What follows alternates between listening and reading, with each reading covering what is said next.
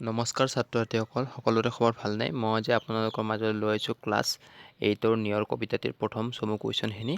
সকলোৱে ভালদৰে শুনি যাব আৰু যদি মোৰ এই চেনেলটো নতুন হয় চেনেলটো ছাবস্ক্ৰাইব কৰিব, কিয়নো আগলৈ যাতে যিখিনি প্ৰশ্ন উত্তৰ দিয়ে সকলোখিনি পায়, তাৰে আশা কৰি মই আজি এই ভিডিঅ'টো আৰম্ভ কৰিছোঁ।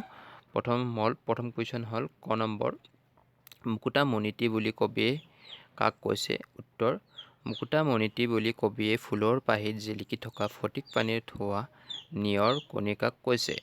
খ নম্বৰ, নিয়ৰক কবিয়ে কাৰ লগত তুলনা কৰিছে? উত্তৰ, নিয়ৰক কবিয়ে নিশা নচা নাচনীৰ ছিগি ৰৈ যোৱা মুকুতা মণিৰ লগত তুলনা কৰিছে।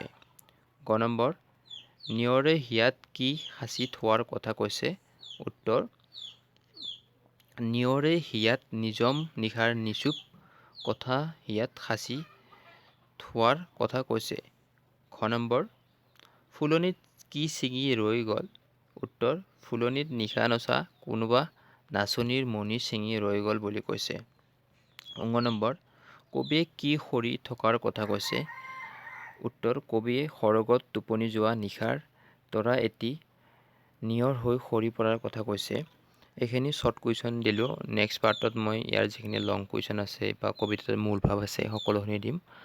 মোৰ এই চেনেলটো নতুন হয়, সকলোৱে ছাবস্ক্ৰাইব কৰিব, কিয়নো মই বহুত কষ্ট কৰি ভিডিঅ' বনাওঁ।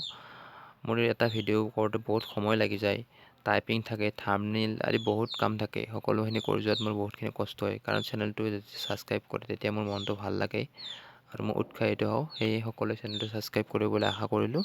ধন্যবাদ।